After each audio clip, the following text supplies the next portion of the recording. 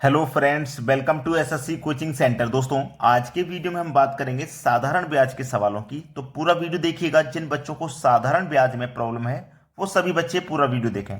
चलिए स्टार्ट करते हैं। पहला क्वेश्चन है, साधारण ब्याज की किस दर से 4800 रुपये की राशि 7 वर्ष की अवधि में 6480 बन जाएगी। अच्छा सवाल है। सबसे पहले आपको मालूम होना चाहिए जो साधारण ब्याज का फॉर्मूला है, सिंपल इंटरेस्ट बराबर पी आर टी बटे 100। ये फॉर्मूला आपको साधारण ब्याज का याद होना चाहिए। इसमें P for principal, R for rate और टी फॉर टाइम होता है, और एस आई का मतलब सिंपल इंटरेस्ट। ठीक है, चलिए अब हमें एक चीज देखनी है। हमारी राशि थी 4800 रुपये और 7 वर्ष में ये कितनी हो गई, 6480। तो हमारी राशि कितनी बढ़ गई भाई? देखो, 4800 थी और बढ़ करके कितनी होगी, 6480 हो गई। तो जो हमें बढ़ रही है राशि वही तो हमारा ब्याज है। जो राशि बढ़ रही है वही तो ब्याज है। तो 4800 से लेके 64 तक 1600 रुपये हो गए, और ये 80 मतलब 1680 रुपये बढ़ गए। तो जो बढ़ेगा वही तो हमारा ब्याज होगा। भाई मान लो हमने 4800 रुपये बैंक में जमा कर दिए 7 वर्ष के लिए, और हमें ब्याज लगाने के बाद इतना मिला, तो हमें ब्याज कितना मिला, 1680। तो ब्याज है 1680। प्रिंसिपल था 4800 रुपये जो हमने जमा किया था बैंक में। रेट पे जमा किया था, किस रेट पे जमा किया था नहीं पता, वही रेट निकालना है। टाइम कितना लगा, 7 वर्ष का 7 लिख लीजिए, और बटे में कितना, 100। अब देखिए, 2 जीरो से आपके ये 2 जीरो कट जाएंगे। ठीक है, चलिए 16 से कटाऊंगा। 16 तिरिक का 48, 16 कम 16 ना जाने का जीरो, 16 पंजे 80, 105 बार में ये कटा। और देखो 7 से कटेगा, ये पहले 7 से कटाएंगे। 7 एकम 7, 3 बचेगा 35, 7 पंजे 35, 15 बार में गया। और 3 से कट जाएगा 15, 5 बार में। तो इधर आया 5 और इधर क्या आया, आर। आर का मतलब रेट। तो रेट हमारा क्या है, 5% का। ये बिल्कुल सही जवाब हो जाएगा, पहला ऑप्शन। तो हमारी जो राशि 4800 से 6480 बनी थी 7 वर्ष में, वो किस दर पे बनी थी, 5% की दर पे बनी थी। अब देखते हैं अगला सवाल। अगला सवाल है, 10% प्रति वर्ष साधारण ब्याज पर एक निश्चित राशि कितने समय में दोगुनी हो जाएगी। कितना दोगुनी, और राशि हमें नहीं पता है। ऐसा प्रश्न कभी भी हो, आपको नहीं पता हो राशि, तो याद रखना आप अपनी तरफ से राशि को 100 मान लेंगे। मान लीजिए राशि 100 है और क्या हो रही है, दोगुनी हो रही है। तो 100 से राशि क्या हो रही है, दोगुनी हो रही है। 100 से दोगुनी का मतलब क्या है, दोगुनी का मतलब 200 है। भाई कोई राशि 100 थी और वो दोगुनी होगी तो मतलब 200 हो गई। तो ये प्रिंसिपल है। मान लीजिए प्रिंसिपल आपने 100 रुपया बैंक में जमा किया और वो 200 रुपया हो गया।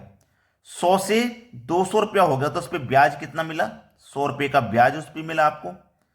100 जमा किए, 100 ब्याज मिला, तभी तो 200 हुआ। ठीक है, तभी तो 200 हुआ। अब यहां से लेके यहां तक टाइम क्या लगा, टाइम नहीं पता।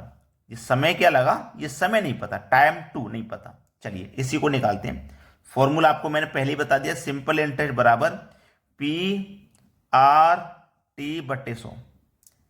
सिंपल इंटरेस्ट हमारा कितना हुआ, ब्याज हमें कितना मिला, 100 रुपये का। प्रिंसिपल हमने जो बैंक में जमा किया था वो 100 रुपया था। रेट हमारे पास 10% है, टाइम नहीं पता, बटे में कितना, 100। अब देखो 100 से ये 100 कट जाएगा और 10 से 100 कट जाएगा 10 बार में। तो इधर क्या बचा हमारे पास, 10, और बराबर के इधर टाइम। तो टाइम हमारे पास कितना निकल के आ रहा है, 10 वर्ष का, जो कि बी ऑप्शन में दिया गया है। ये प्रश्न का बिल्कुल सही जवाब है। अब देखेंगे अगला प्रश्न। अगला प्रश्न है, साधारण ब्याज पर उधार दी गई एक राशि 2 वर्षों के बाद 720 रुपया और 5 वर्षों के बाद 1020 रुपया हो जाती है, तो मूलधन क्या है। देखिए कोई राशि जो थी हमारी वो 2 वर्ष में कितनी हो गई, 720 हो गई। और 5 वर्ष के बाद, यानी कि इसके बाद में जो वर्ष लगे वो और 5 वर्ष लगे। कुछ बच्चे ऐसे क्या करेंगे पता है, इस प्रश्न को गलत कर देंगे। उसने बोला है 2 वर्ष में इतनी, तो 5 वर्ष में इतनी, तो यहां पे लिखेंगे आप 5। तो 2 वर्ष में थी, 2 से 5 वर्ष के लिए आप 3 वर्ष ही तो आगे बढ़ोगे। भाई 2 में 3 जोड़ोगे तभी तो 5 होगा। लेकिन उसने बोला है और 5 वर्ष, यानी कि 2 वर्ष में तो इतनी थी, उसके बाद में और 5 वर्ष लगे। तो 2 से और 5 वर्ष लगेंगे तो कितने हो जाएंगे, 7 वर्ष। मतलब 7 वर्ष में वो 1020 होगी। ठीक है, तो देखो 2 वर्ष में, 5 वर्ष में हमारी राशि कितनी बढ़ रही है वो देख लीजिए आप। यहां से लेके यहां तक 7 होने में 5 वर्ष बढ़ गया, 5 वर्ष में राशि कितनी बढ़ गई, अमाउंट कितना बढ़ गया वो देख लीजिए। यहां पे हम बढ़े 5 वर्ष और 5 वर्ष में अमाउंट बढ़ गया हमारा 300 रुपये। 5 वर्ष में 300 रुपये बढ़ेगा तो 1 वर्ष में 60 रुपया बढ़ेगा और 2 वर्ष में 120 रुपया बढ़ेगा, क्योंकि साधारण ब्याज प्रत्येक वर्ष के लिए समान होता है। अब हमसे पूछा गया था 2 वर्ष में 720 रुपये हो गई थी कोई राशि, तो 2 वर्ष में 720 हुई थी, मतलब इसमें 2 वर्ष का ब्याज शामिल है, तो मैं इसमें से 2 वर्ष का ब्याज निकाल दूंगा जो कि 120 है, तो कितना बचेगा 600 रुपया। तो हमारे पास वो मूलधन क्या हो जाएगा, 600 रुपया हो जाएगा। बी ऑप्शन सवाल का सही जवाब है। अब देखते हैं अगला प्रश्न। अगला प्रश्न है, यदि 2 बैंकों से 1000 रुपये पर 2 वर्षों के बाद प्राप्त साधारण ब्याज का अंतर 5 रुपये है तो ब्याज की दरों में कितना अंतर है। बहुत अच्छा सवाल है। रुपया कितना है 1000, ठीक है। रेट कितना है नहीं पता, समय है कितने समय का 2 वर्ष का, तो 2 लिखेंगे। बटे में क्या होता है 100, फॉर्मूले का मतलब यही तो है, सिंपल इंटरेस्ट बराबर यही तो है फॉर्मूला। बाद में कितना वही 1000 रुपये है, रेट नहीं पता, ये मेरा रेट 1 है और ये मेरा रेट 2 हो जाएगा। बाद में कितना टाइम लग रहा है 2 ही वर्ष का, ठीक है। और बटे में कितना 100। इनका जो अंतर है वो 5 रुपया है, 5 रुपये के बराबर है। देखो अब हम इसे कटाएंगे, जब हम इसे कटाएंगे तो देखिए सीधा सीधा सवाल है, इसमें से इसको घटाना ही तो है भाई। देखो ये हम अंतर ही तो कर रहे हैं, जब अंतर करेंगे तो इसमें से इसको घटाएंगे ही तो, और ये हम क्या करेंगे तो देख लीजिए। सबसे पहले यहां पे 1000 भी है, यहां भी 1000 है, यहां भी 2 है, यहां भी 2 है, यहां भी 100 है, यहां भी है, तो कॉमन आ जाएगा। 1000 कॉमन आ गया, इंटू 2 कॉमन आ गया, बटे में जो 100 है वो भी कॉमन आ गया। ये हमारा R1 है, ये हमारा R2 है, ठीक है। और ये बराबर कितने के है 5 के है, यही तो दिया गया। अब इसको सरल करेंगे तो 2 जीरो से सीधा सीधा 2 जीरो कट जाएगा, 10 का मल्टीप्लाई 2 से हो जाएगा तो ये 20 हो जाएगा, 20 हो जाएगा ना, 20 हो गया। अब ये 20 हो गया तो इसमें कटाऊंगा 5 एकम 5 और 5 चौके 20, तो देखिए R1 माइनस R2 बराबर इधर 1 और ये 4 है, ये बराबर के इधर आके बट्टी में 4 आ जाएगा। अब 4 से जब 1 में डिवाइड दोगे तो 10.25 होता है। अब देखिए ये किस ऑप्शन में है, डी ऑप्शन में, मतलब डी ऑप्शन आपके सवाल का बिल्कुल सही जवाब है। अब देखेंगे अगला सवाल। अगला प्रश्न है, यदि 600 रुपये का 4 वर्ष का साधारण ब्याज और 600 रुपये का 2 वर्ष का साधारण ब्याज मिलाकर 180 रुपये है तो ब्याज की दर क्या है।